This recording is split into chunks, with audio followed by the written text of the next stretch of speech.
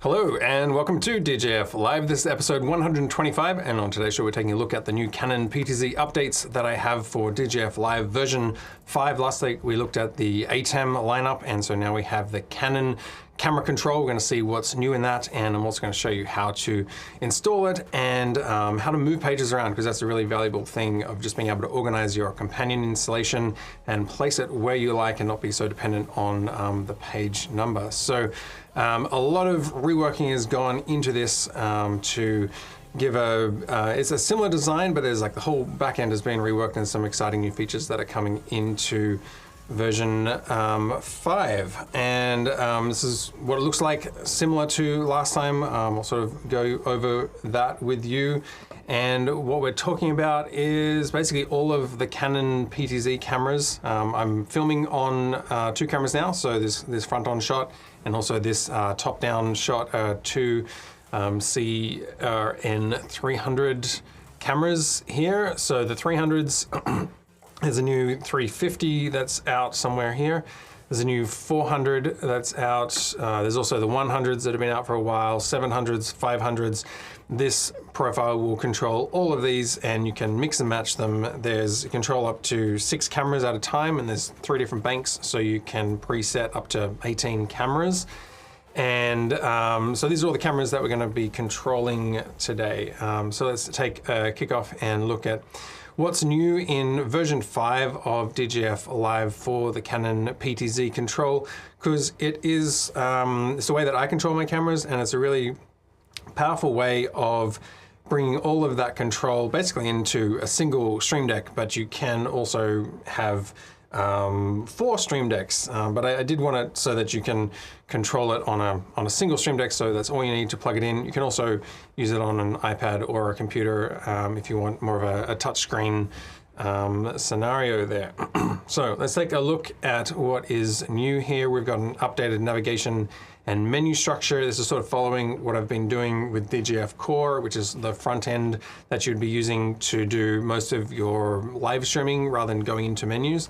So this gives an additional global menu page to address all of the cameras. So this is things like turning the power on or off, looking at the module status, and setting tally lights on or off, and being able to loop all the cameras or turn all of that off. So when you first come in, this is going to be your cameras. It's slightly different navigation here. It used to be 1 to 6 here. They've shifted across to be in line with DJF Core. So now down the side, you've got these submenus. If I can exit out of here into, this is my sort of core home menu here, shot, scene, show, run of show, list queues here. And I can jump into my PTZ. So it's going to bring you straight into a camera, so you're ready to operate, and you can select cameras 1 to 6 all along here. And then down the side is the preset menu like we had before, adjust. And this menu here is new, which is going to be a sort of global way of looking at all of your cameras. So I've actually only got 2 plugged in today, but I've routed them into 3, 4, 5, and 6. So that's why you're seeing the repeat there. But you can press these to turn the actual cameras onto standby versus idle is what they call on and off. There's always power connected unless you hard cut the power to a camera. And then the modules that's the connection to companion. So I can for example turn off 3, 4, 5, 6. I'll turn them back on just so that they're active for this demo. But you could quickly disable a camera if you weren't using it and wanted that out of the loop. We've got a tally submenu here, and so that can turn all the tally lights on the camera off, or it can make them available so that as you switch an ATEM onto program, that tally light is going to be reflected on the camera itself. Just exit out of there. You can turn all the cameras on or off here very easily. So if you're at the end of a show and you just want to power the whole thing down, you can turn them all off or turn them all on. Just ease of use there. And we can loop all the cameras or stop all of the cameras looping. This bank button was previously here on the front page, but it's more of a menu setup button, so I wanted to get that away from the operational side of the page. And it's now under the menu. To operate, you would hold it down to activate it. And so now I'm on cameras 1 to 6, and you can cycle through. Banks 2 is 7 to 12, and banks 3 is 13 to 18. What this is doing is they're preset IP addresses and ATEM input numbers, and you can assign up to 18 different cameras basically into these 3 banks. I'm going to go back to my 1 to 6, which is what I've got here to control the show. And so it's an easy way to store either multiple shows or to be able to switch between different areas where you might have multiple PTZ setups. And you can also hold it down just to disable it so that while you're operating a show, you're not switching camera banks. Now, this next one that I want to look at here is a really powerful new feature that we have is to save PTZ attribute modes. So you can now choose between saving all of the attributes of PTZ recall or saving only the pan, tilt, zoom parameters. And this enables you to essentially separate the color and exposure from camera positioning, or to include it all if you want all of those things to be firing at the same time. So back over here, we can see preset save only PTZ is enabled at the moment. If I just click this, it'll alternate to save all attributes. I'm often using save only PTZ, but I'll switch it over on to save all attributes to give a bit of a demo here. So if I go to my camera 1, and I'm going to jump into presets because I don't want to, this is my show that I'm running at the moment. I just want to jump into the additional presets that are available here. I've got a couple of examples that I've set up. So the save all version 1, if I click this, this is obviously the wrong color balance. Just wanted to make that too easy to see. And save all number 2 is I've set the color balance to daylight instead of tungsten, and I've changed the position. So all of these features, all of these attributes are hard-coded into these presets now. Versus if I go back to, where am I? Under menu, if I turn on the save only PTZ, then it's just saving the pan, tilt, and zoom position and none of the exposure and the white balance and all that kind of stuff. So now when I come over here, I've got some presets here for just to show you something different up here and over here. But if I remember, I had this save all number 1, which made it blue and was over here. Now if I'm using my save only PTZ, then it's not affecting the color settings here. It's just changing the actual position of that. So that helps you just sort of manage the exposure in a venue on one layer, like manually, and then easily come in here and update things. So for example, if I wanted to update this position, I would just reframe up here. Maybe I want to like zoom in a little bit. I've got this on fast, I'll go zoom in and I'll reframe on me like this. And then I can hold it down to save. And so now I've saved that position. And so you'll see when I come back to this one and then I come back to the one I just saved, it now remembers that position. I'm just gonna go back to my color over here is what I have. What I used when I set up a show, just if I want to recall the permanent settings of this particular studio, that say it pushes all of those color settings into the camera. And so then when I run my show, I can just focus on where is it positioned, and I can update those positionings. And if I need to do something little, like, you know, put a bit more gain into a shot, I'm not baking that into the PTZ preset position. Save only PTZ, make sure that is enabled. So it's a really powerful way of just having more control over how your show is run. The next thing that is new is you can now have a custom program delay, so you can set the milliseconds that take place before the program will cut when you're repositioning for a shot off air. So let's take a look at this one here. So what I'm talking about here is the program delay. By default, it's 1750 milliseconds, and you can just increase that or decrease that. On the long end of things, you might be looking at about 3 seconds delay. On the short ends, maybe about 1 second. I'm just gonna leave it at 1750. And I'll explain the modes that we've got here. So this preview program mode button here, which is also available on each camera page, you can either turn it off or you can turn on to preview or program. This has been in previous versions, but I just want to recap this. So if I put on to preview, when I select a new camera, it's actually pushing this into my, I don't know if you can see, probably can't see here, but in my multi-viewer, it's putting that camera into the preview on my, in my ATEM multi-viewer so that I can get a preview of what camera is, that I'm making adjustments to. And then I would jump back over here, hit the cut or hold it down to do an automatic transition. Like this. I don't have anything in input number 4 at the moment. That's my streaming bridge is what it's set up for. And so that's just basically selecting a camera, puts it into preview, versus if I select a program mode, now what it's doing is when I select a camera, it's not actually having any effect on the preview, but when I select a preset, it's going to also perform an ATEM program operation. So it's going to be putting that camera into program at the same time as it is executing a maneuver. This is broken up into 2 variations. So if you look at the drive mode up here, we've got reposition, or Canon calls this the normal mode. Reposition is basically, I'm just going to take this off for the moment and go to camera 2. Reposition is basically if I find another preset, oops, I got loop active here. It's just going to get there as fast and as dirty as possible. So this is great for an on-air maneuver. And this is what we're waiting for in the menu delay that we're talking about with the program delay. So when you're operating in the repo mode, let me see if I've got gang off. Yep, camera 2.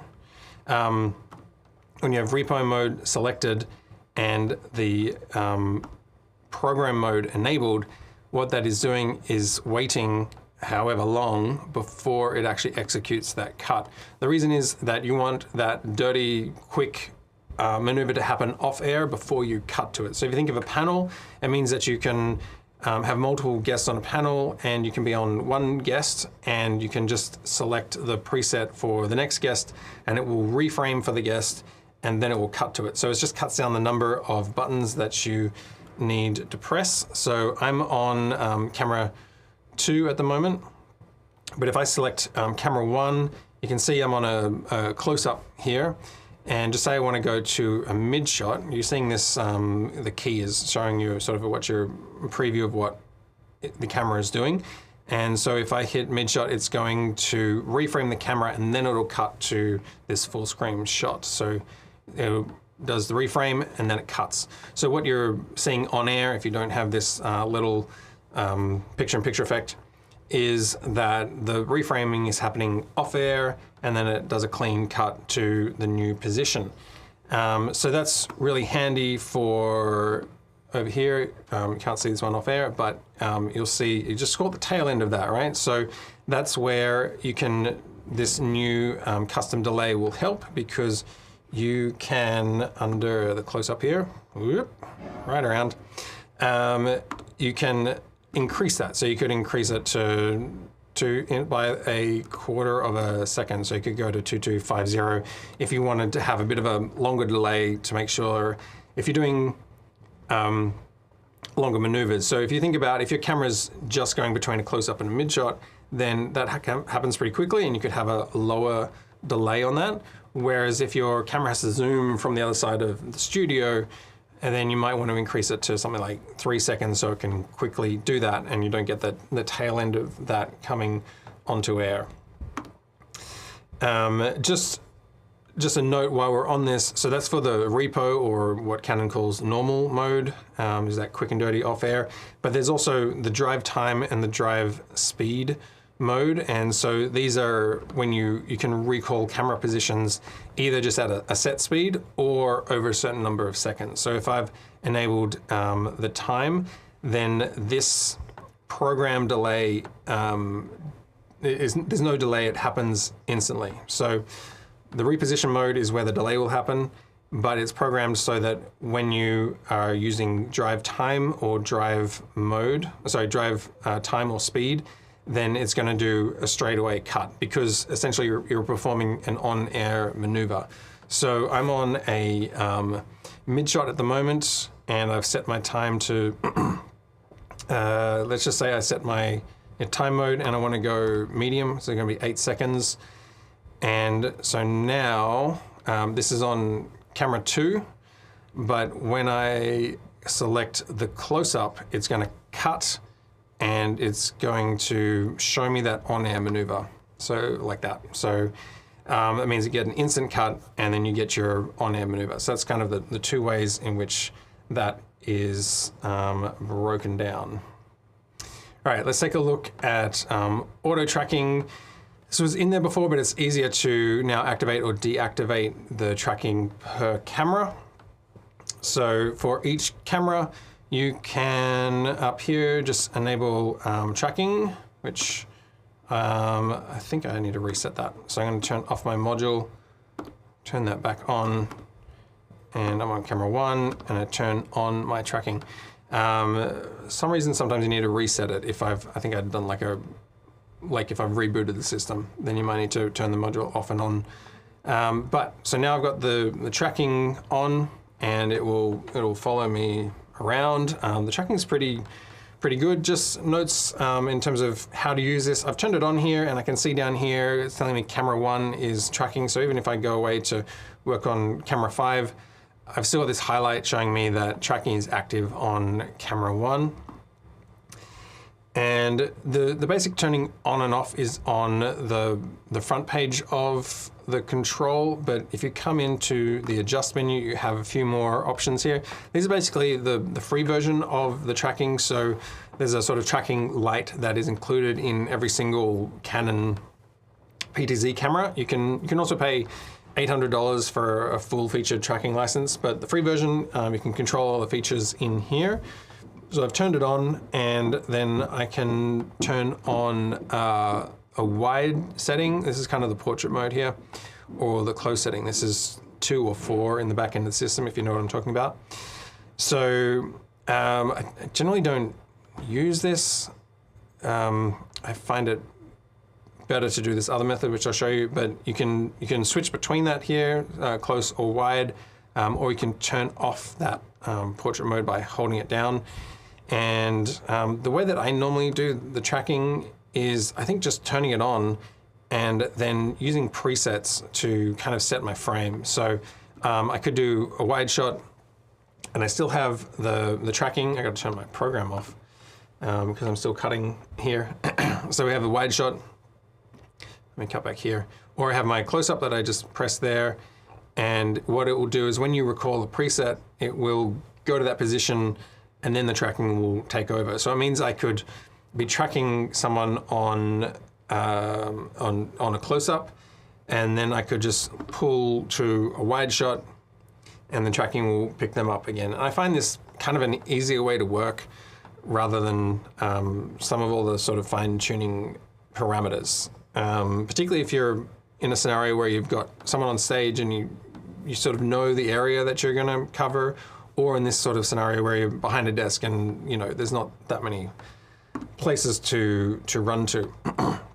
Let's go back to the adjust menu here. You can also set the lost frame. So if you just click that, you don't get any feedback, but what it's done is if I suddenly went off air, like if I ran out of frame, this is where it would return to. So you can easily set that based on where you're currently positioned. And then there's a lost recovery. So I can turn on lost recovery or press it again to turn it off. If it's enabled, I can also increase the amount of time that I want to wait. So, if you want to wait 2 seconds, 3 seconds for it to hold the frame before it then goes to find the lost frame position. So I'm going to turn this one off, and I kind of come over here, and I'm going to turn off my tracking so I don't get any weird behavior while we carry on.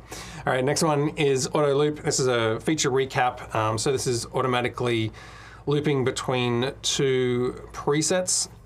The Canon sells this as a $800 add-on, but essentially you have the same functionality within Companion alongside what I've built in this DJF Live version 5.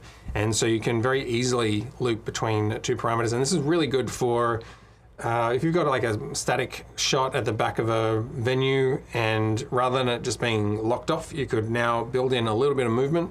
So you still have your sort of wide shot that's going in and out or left and right, and it's just not quite so dead. So this is really handy here. And that's how I begin the show too, is like I'll have the, you know, overhead shots and just building in a bit more movement so it's not just a static shot. So to enable, you will go to up here. So you've got tracking over here, and next to it is looping. So if you press it, it says loop armed. Nothing's happened yet. You'll see here my last position that I had selected was my close-up. And looping basically works off this as one position, like whatever you're currently on, wherever that is, and then whatever you press next. And it will go between those two positions based on your time settings here. So if I hit mid shot here, it's going to go 2 seconds in and out. That's obviously, you know, way too fast. So we want to go 8 seconds. I'm just going to turn off that one, and we're going to go. Now we're running on a 8-second loop, and it's, you know, much slower and much more presentable. If you put it on slow, that's a 30-second loop, and that's quite nice and just gives you a little bit of drift without it being, you know, too pronounced. But that's how you can. Let me turn this one on again, and it'll when you turn it off, it'll go to. If it's mid-movement, when you turn it off, it'll reach the last, like the point that it's aiming for, and then it will stop. So you can actually disable it mid-loop. So I could hit close up here, and it'll do an 8-second zoom in, and then you'll see once it reaches that point, it will go back to the position it's on. But if I turn it off, then it's still moving until it hits the point. So it's really sort of smooth operation there, and you don't have to worry too much about you know, trying to time the exit of that looping parameter. You can also come into menu, and you can go stop all loops. So if you've got a bunch of loops running and you just want to stop them all, then you can stop them all at once. And then in the back end of Companion, if you go in, I've sort of pre-built this, but you might want to just change some of the timing or which possessions you're using. But this is basically looping all cameras across certain presets. You know, it's set 1 to 5, but you could change which preset it is aiming for. Another feature recap is sheet names. I just want to bring this up again because it's a really powerful way of just managing your preset names and also planning a show. So this enables you to integrate Google Sheets and do a bulk edit of preset names. If I come into menu again, we've got the sheet names. You can just turn them off or on. If you turn them off, then the names on your presets are going to be pulled from the camera itself in terms of what each preset is called. Mine at the moment are just these numerical, you know, number 1, 2, 3, 4, 5, 7, 8. So that's why I'm seeing those numbers there.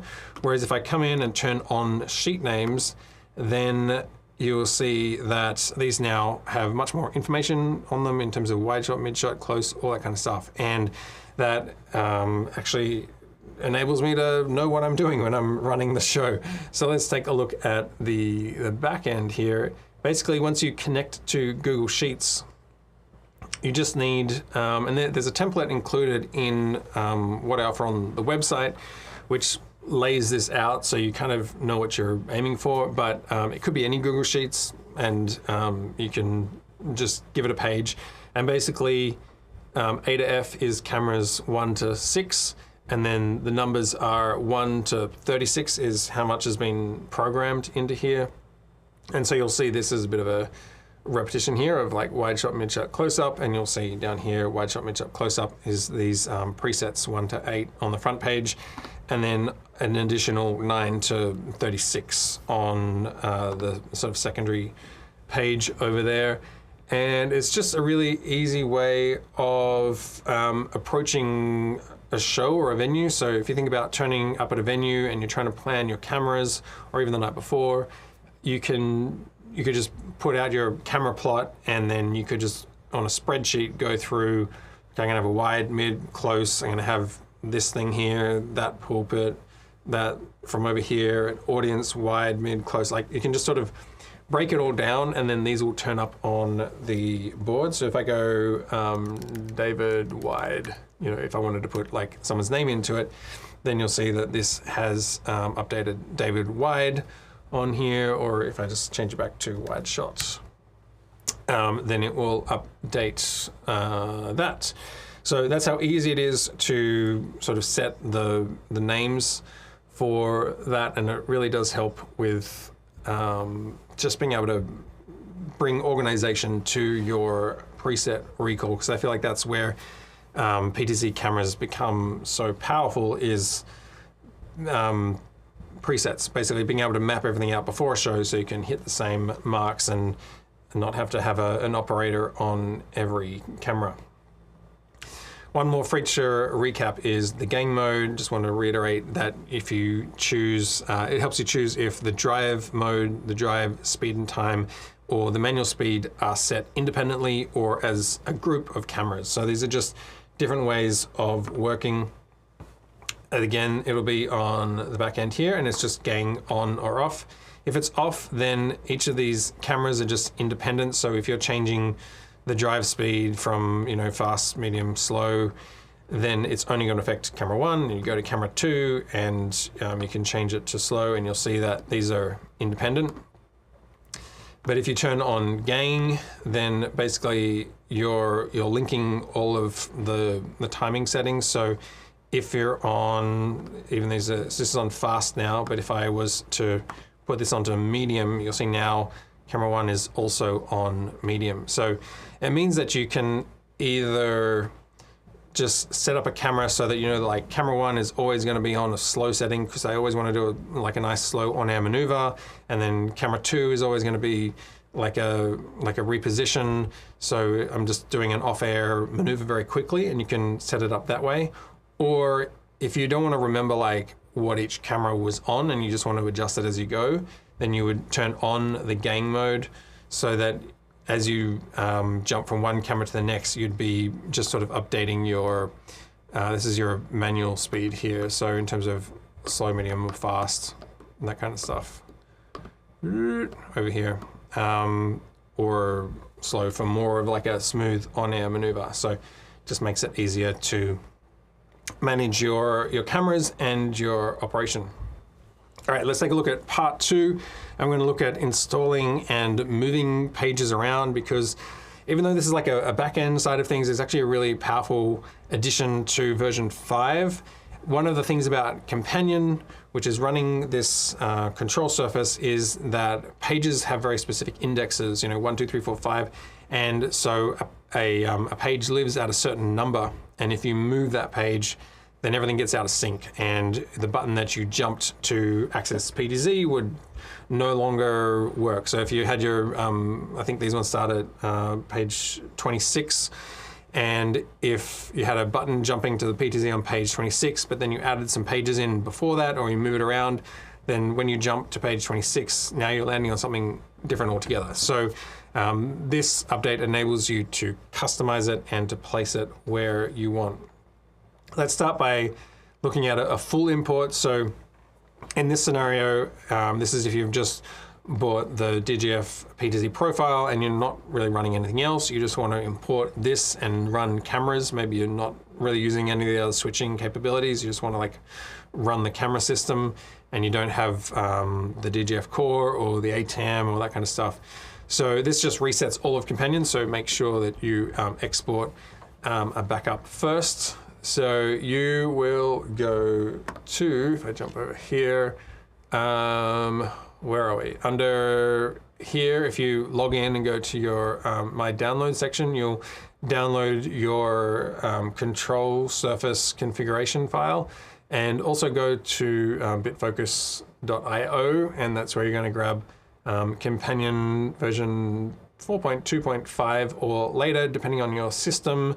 Mac, Linux, or Windows, and that's what you're running that. So Companion, open up Companion, and then in the web browser, you're going to come down to Import Export, and you're going to go Import Config, and we're going to go to, let me just go to, where did I put this? Under Dropbox, Shared, 5, Package, Companion config, and it's going to look like this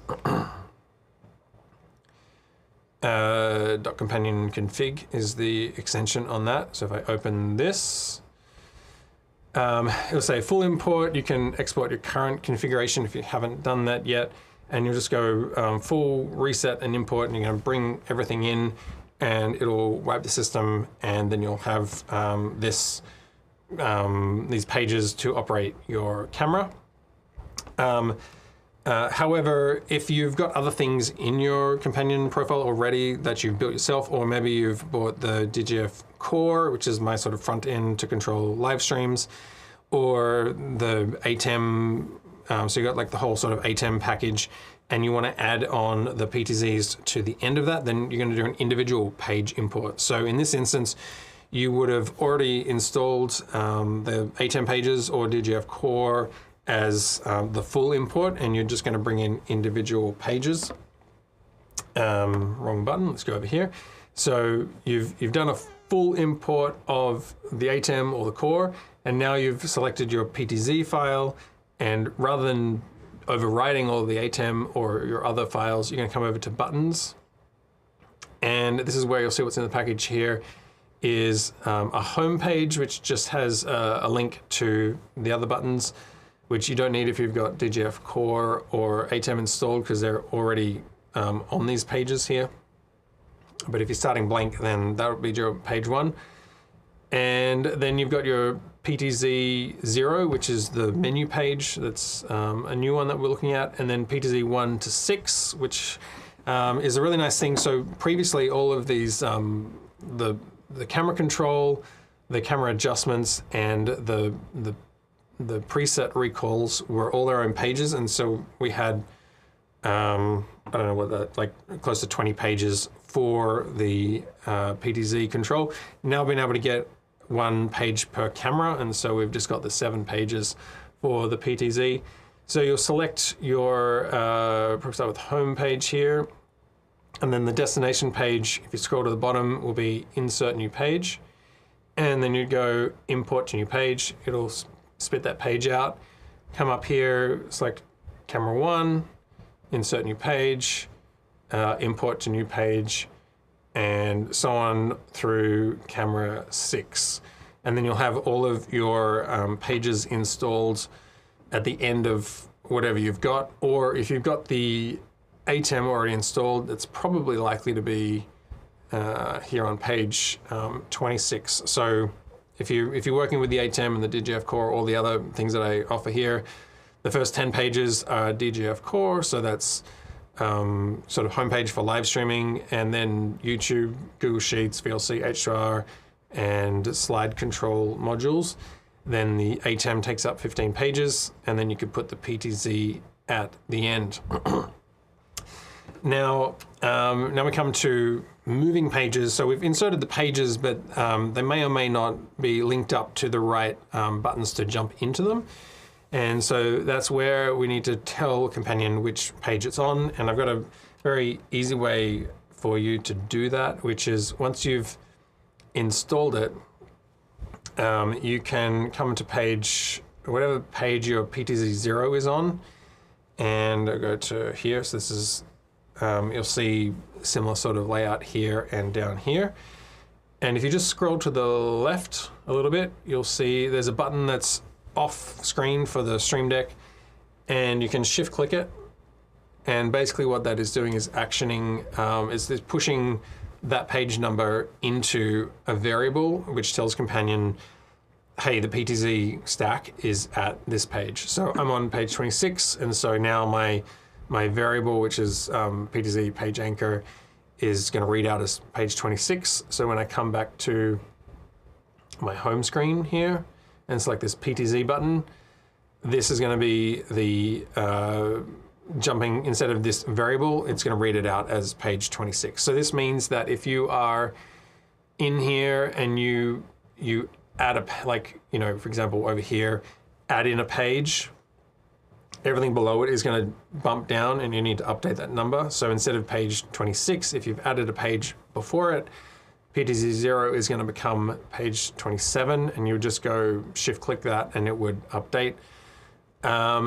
And the main rule here is just make sure that the stack stays sequential. So PTZ 0, 1, 2, 3, 4, 5, 6, as long as they're in that order, then you can move that stack of PTZ around.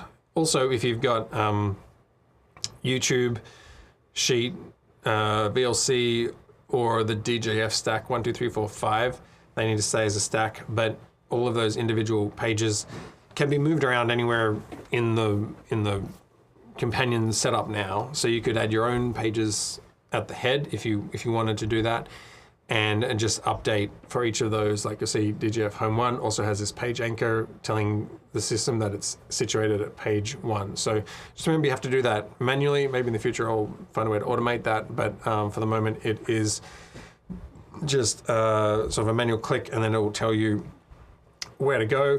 One last thing on the navigation. So it has sort of, as I guess you could say, like smart memory. So when you're selecting a camera, for example, camera 3 here, it knows that I'm on camera 3. So when I exit and go do something else, go to a shot page, you'll see that it's telling me PTZ 3. So when I click on PTZ 3, it brings me straight back into camera 3. So it means, if you're spending a lot of time on camera 5 and you got to jump out and do something and you want to come back, you're straight back into the last camera that you were working on. And that's also the reason why these pages need to stay in the same stack so that they know where they are. All right, that is the new Canon PTZ system. We've got some Q&As if we want. And we'll take a look at what we've got. G'day Jim from, let me just clear this one off. Where are we? Jim from Vegas, great to have you here. Thanks for taking a look. And a question from Steel Griffin. How easy has the Google Sheets API been to work with? Have you ever had issues with it breaking? It's been really good. I think I said this on last week's show. It's a bit of a confusing setup process, but once you set it up, it should be like set and forget. Like my current connection, I set that up probably it feels like 2 years ago, and I haven't actually looked at it, and it's just continued to work. So if you can get through the install process, then it should be good to go. Let me see if I can show you on my website somewhere here. I'm in the process of revamping my sort of docs section here, so this will get improved. Make sure I've got the right links here. Connect Google Sheets. Yes, yeah. This should be, if you go to my website. I've done a live stream on this, so if you want a video walkthrough of this, look back on previous episodes. There's one on Google Sheets, and it will step through the process if you want like a verbal explanation of this. Or if you're a person who responds better to just like seeing something on a page and stepping through it, then this is a good place to start. So Docs, Connect, Google Sheets, and this is, actually I've embedded the video. So the video's there on this page anyway. And it'll step you through what to click, and because you've got to go into Google Cloud and create an OAuth client ID, and I would say don't get threatened by this. It is a little more advanced, but hopefully these steps should be pretty self-explanatory of what to put in what fields. And once you have this client ID and client secret set up, and you input it into the module in Companion. And then there's a few tricks here, which if I explain to you in terms of just copying the URL out of here, then, where is it here? Got to like copy the secret is in this URL, but the page doesn't really show any information. If you get all that down, then you should be good once you get to go. And like I said, I've been running it for 2 years and haven't had a problem with the polling or it disconnecting or anything like that. There was a period of time the YouTube module was not so reliable, but I think in the last 12 months that's been updated, and then also found my YouTube module very reliable and haven't had to update that in the last year. So it should ideally be, you set up Google Sheets, you set up YouTube, and once they're connected, then you're good to go. Is how it should work. All right, which companion modules are the obsbot PTZ cameras using? Good question, because it is something I offer on my site, which is a little bit different to Canon PTZ. So let me go over here. Where are we? So I've got my where are we? Canon PTZ is the one we've been talking about today. But there's also the obsbot tail air. This was built for the obsbot tail air using Visca over IP protocol. So it should work with like Panasonic and Sony and a lot of like PTZ cameras.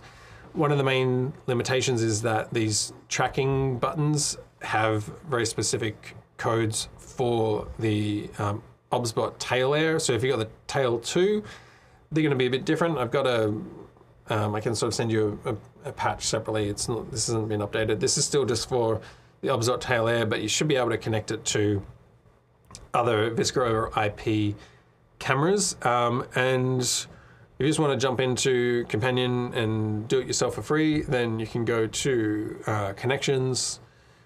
And so I'm running, these are my obsbot here. It's on Visca. And so that's what I'm using to control the, where did it go? Like this kind of, that was just a Visca command to, change my, this is my obsbot camera in the back, and then the one on the side, and I think, and this is my PTZ camera, which this is a bit too dark, but these are the other cameras that I have to sort of show what's happening around the studio. So you can use the Visca connection, or, and I sort of started playing with it, but I really need obsbot to send me an actual camera to test with. There is an actual obsbot module now, so you could go to, it's out here, go to obsbot, and you've got there's 2 here. I think they're slightly different. I haven't fully checked out what's the difference between these 2, because it looks like there's a lot of overlap. But they should do tail 2, the tiny 4K, light, SE, meet 4K, all that kind of stuff. So there are actual ones in here, and I know that they've got commands for the tail 2 for tracking in there. So that's another way that you could do that, and drag in presets and sort of build it from scratch yourself if you want to go that route. We go back to where did I go? Where are we? Your Google Sheet module is great. Thanks for that. Appreciate that. I also, if people aren't aware, I do offer that on the website. So under products, sheets, you can, if you don't want all the PTZ stuff, but you just want to logging control, then you can just buy that as a separate module. And so this is something where you can pull in show data, and then you can log it back into Google Sheets and do takes and good, bad, all that kind of stuff if you want to work with Google Sheets and Companion. Otherwise, the DJF core includes that, so it's got the all the clocks and the run of show and all that kind of stuff. This sort of run of show, and it's also got YouTube control, the Google Sheets, the VLC playback, and H2R. So that's kind of my package of like a whole bunch of utilities and apps and running a show that is just all bundled together in DJF Core if you want to buy that as a package. Excellent. All right, that seems to be about it. What are we up to here? All right, well, that's all we have for today's show. You can go to djflive.com, which is my brand new website now, which encapsulates all that I'm doing here in terms of making your live streaming life easier with Stream Decks and iPads and Companion, so that you can automate a show and enjoy live streaming more. So there's fewer buttons to press while you're on air. Until next week, take care, and I'll see you then.